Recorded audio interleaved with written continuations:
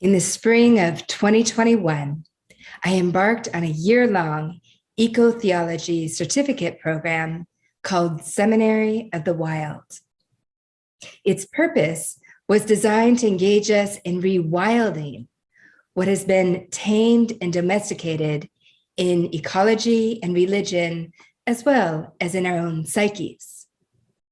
Let me unpack this a bit for you. Imagine yourself becoming an apprentice to nature. The natural world is your guide, imbued with innate knowledge and wisdom.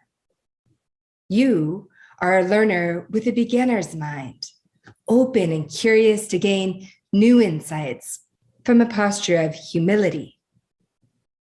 Do you feel the refreshing invitation that this apprenticeship model offers?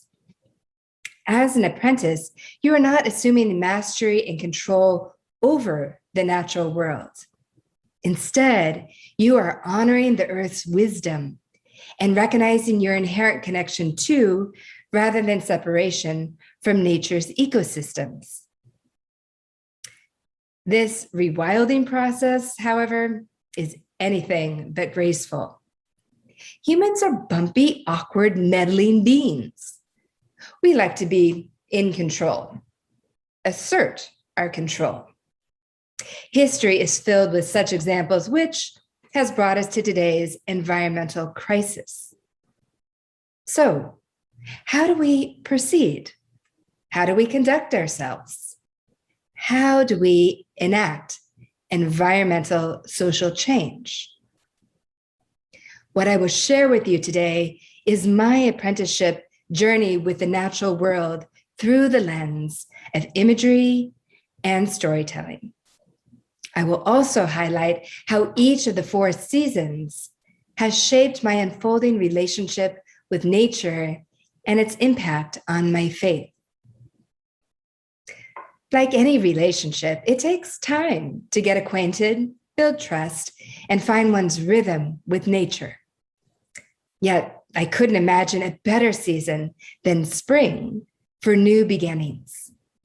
So I stepped out of my home early one spring morning and meandered along a wooded path leading towards Lake Washington. Mount Rainier must have sensed my hopeful yet somewhat shy demeanor, because her landscape graciously mirrored my mood and intent. She greeted me with calm water and soft lighting.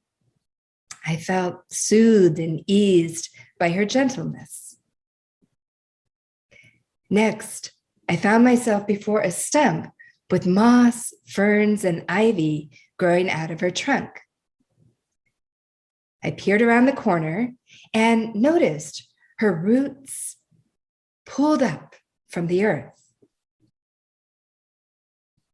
I recalled that fallen trees are often referred to as nurse logs.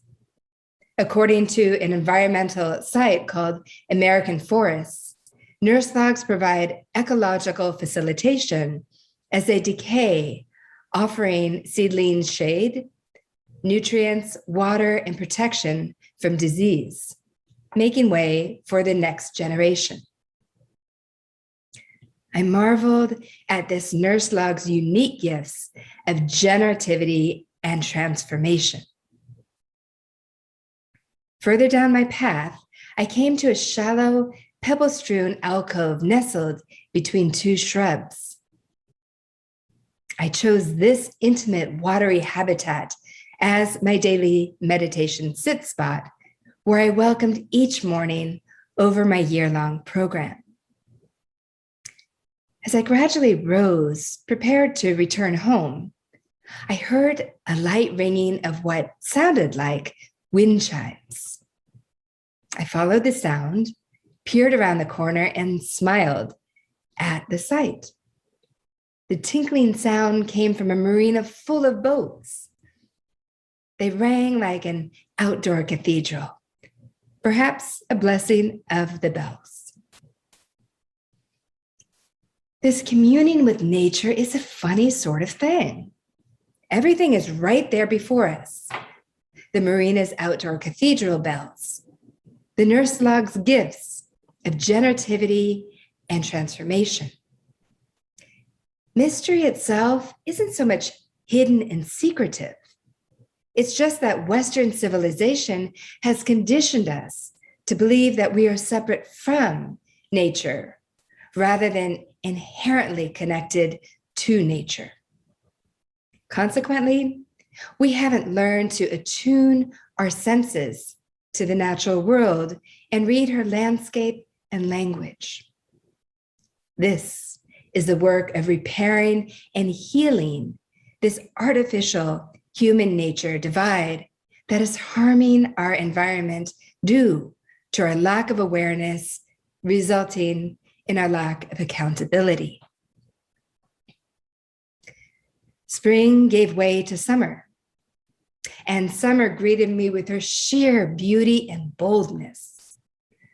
Mount Rainier's white snow-capped peaks shone brilliantly against a deep blue cloudless sky. Magenta sweet peas grew wild along the banks of the lake. I felt a longing stir inside me. In order for me to embody a wilder theology, I wanted to experience a more direct connection with water as my guide.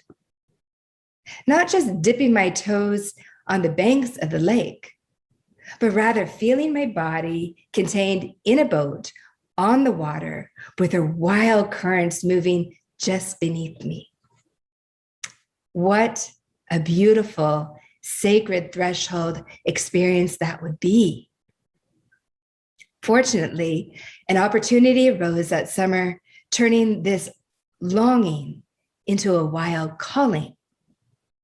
My mother invited our whole family to canoe down the Missouri River in partnership with her active engagement with a conservation organization called American Prairie, located in Bozeman, Montana.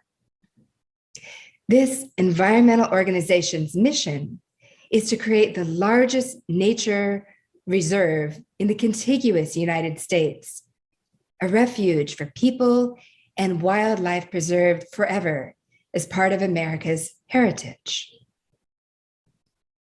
Here is a photo of our whole family standing on the prairie with the Missouri River behind us.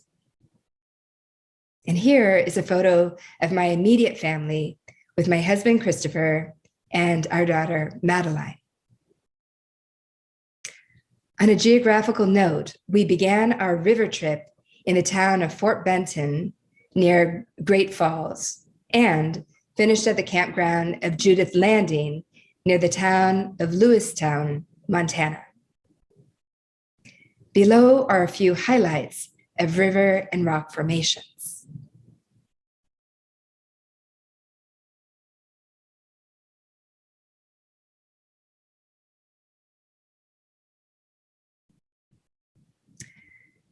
From a theological perspective, every angle I witnessed evoked in me an awareness of life's impermanence. This landscape of seemingly solid rock belies the realities of erosion. It is a landscape etched and sculpted by wind, sand, water, and time. Experiencing this landscape reminded me of the Eastern philosophy of Taoism. Stephen Mitchell, one of the many translators of the Tao Te Ching, wrote these words: "Nothing in the world is as soft and yielding as water. Yet for dissolving the hard and inflexible, nothing can surpass it. The soft overcomes the hard. The gentle overcomes the rigid." Everyone knows this is true, but few can put it into practice. What a challenge set before all of us. How do we put into practice, with humility and awareness, the erosion of climate change? I held this visual landscape in my mind's eye accompanied by its ecological heartache. For 3 days, I paddled. Some days, I paddled as many as 21 miles down the river. I spent this time listening, observing, pondering. I felt my way through these penetrating questions against Montana's big sky country. This embodied experience helped me cultivate an intimate relationship with water.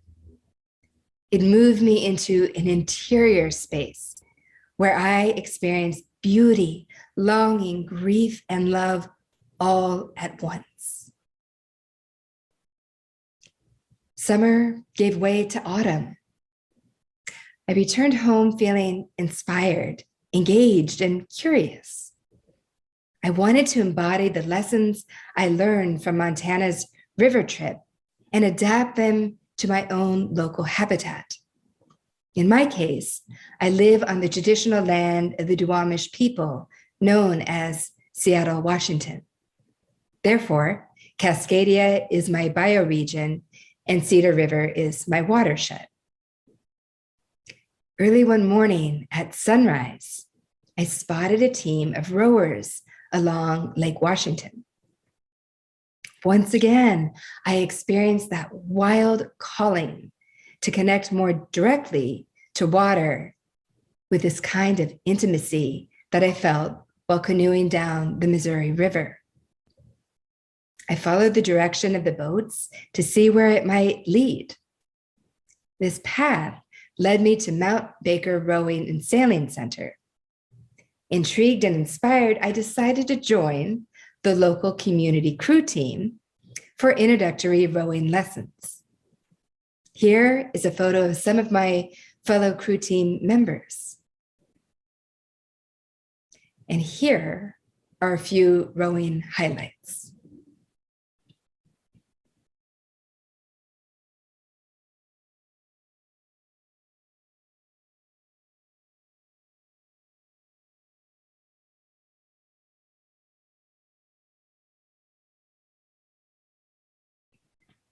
I am now 6 months into my year-long eco-theology program with Seminary of the Wild.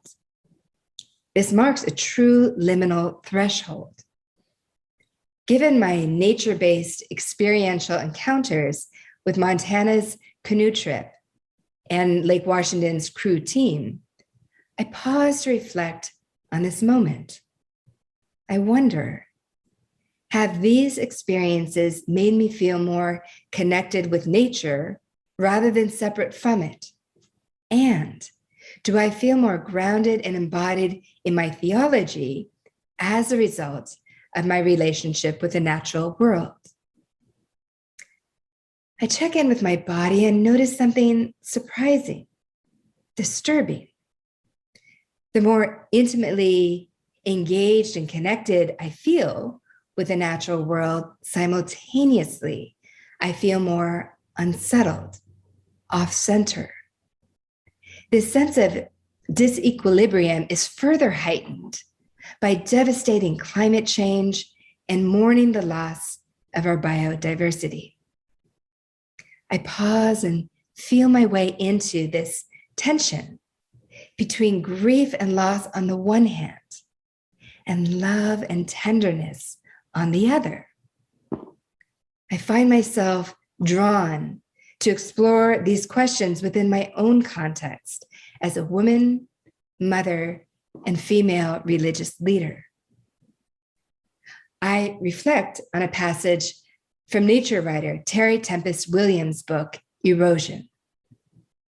She wrote, "Whatever I know as a woman about spirituality, I have learned from my body encountering earth. Soul and soil are not separate. Neither are wind and spirit, nor water and tears. We are eroding and evolving at once, like the red rock landscape before me. Our grief is our love. Our love will be our undoing." How do I hold in tandem both grief and love in a way that does not completely undo me? I tried approaching this question from a different angle. Aren't some of life's sorrows so deeply wounding that we are ultimately unraveled and undone? Yet, when I read Francis Weller's book, The Wild Edge of Sorrow, he affirmed a similar sense of integration, healing, and wholeness around sorrow. He said, grief and love are sisters, woven together from the beginning. Their kinship reminds us that there is no love that does not contain loss, and no loss that is not a reminder of the love we carry for what we once held close. Maybe this undoing is a good thing after all. This erosion of landscape and soulscape, physical and emotional, keeps us humble, grounded, and connected to nature's wisdom. If we are willing to be broken open and reshaped by the contours of life's wild edges, then perhaps we are capable, in the words of Walt Whitman, to contain multitudes. Autumn gave way to winter.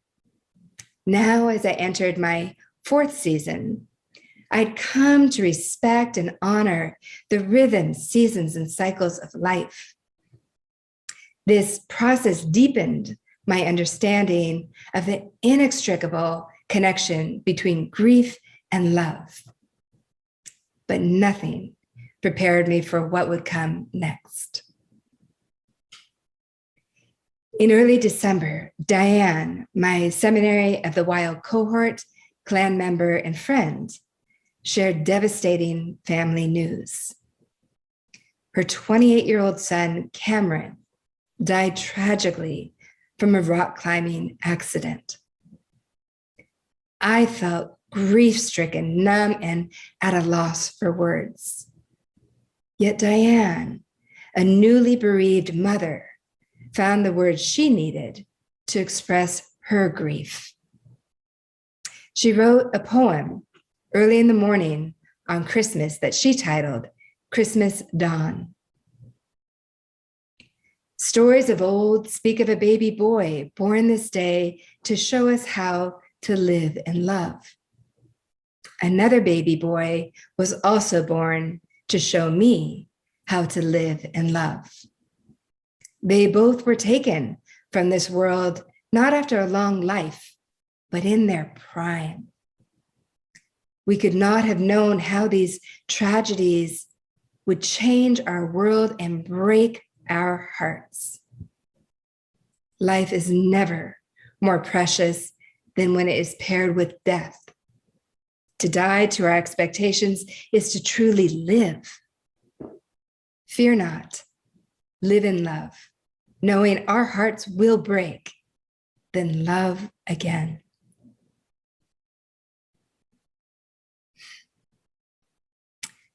The day after Christmas, December 26th, Seattle greeted us with a white winter.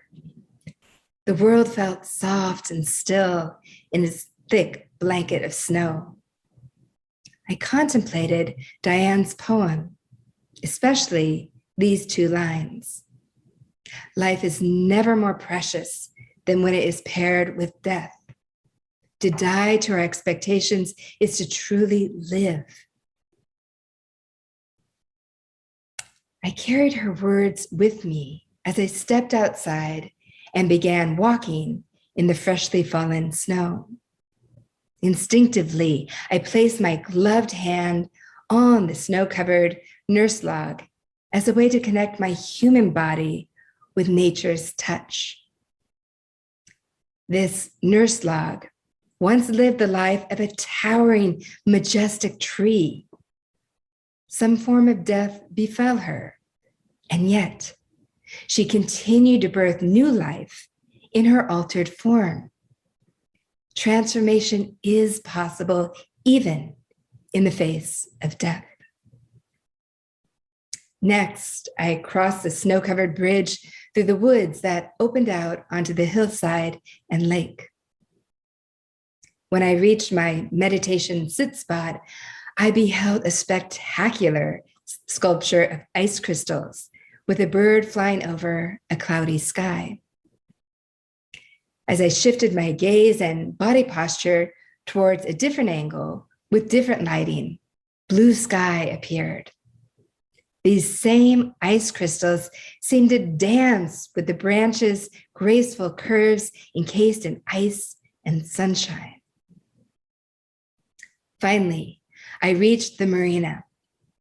The boats greeted me with their tinkling sound of bells ringing from their outdoor cathedral.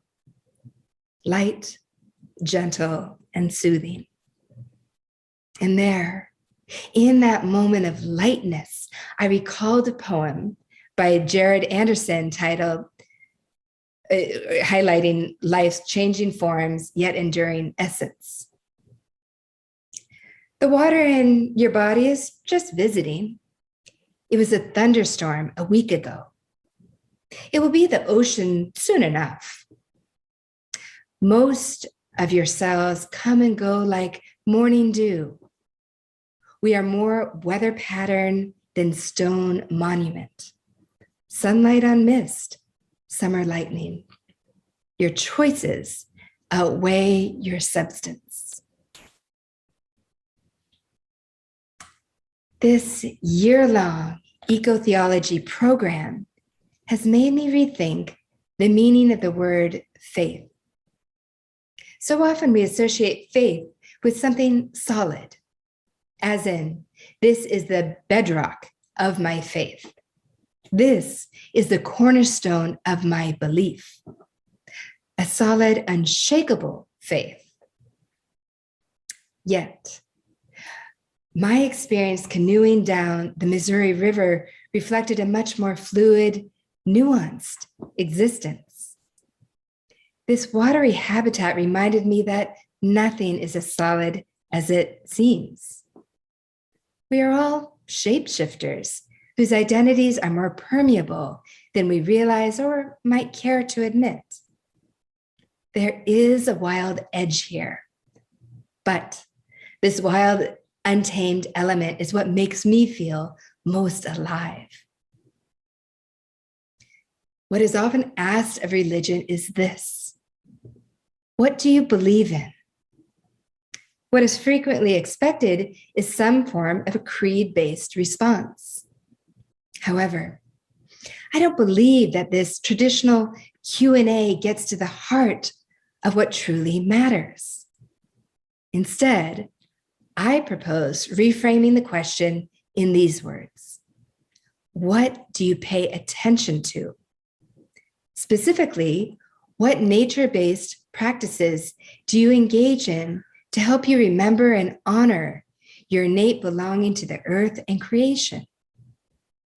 How do you attune your senses to read nature's landscape and language, leading to greater awareness and accountability towards caring for the environment? Life is dynamic, not static. As Mary Oliver expressed in her poem, A Summer's Day, I don't know exactly what a prayer is. I do know how to pay attention. Traveling these 4 seasons of nature and faith has affirmed for me this truth. Taoist philosopher Lao Tzu was right. Nothing in the world is as soft and yielding as water. Yet for dissolving the hard and inflexible, nothing can surpass it. May we stay soft and flexible in caring for the earth as well as caring for each other. And in the face of ecological heartache, may water's wisdom remind us that we contain multitudes. We are more fluid and permeable than we realize. Grief and love will test our wild edges, but If we humbly yield to water's currents, then we will be blessed by its rewilding nature, transforming our tamed, domesticated selves into our grace-filled wild selves. This is my prayer. May it be so. Amen. Shalom, salam, namaste, ashe.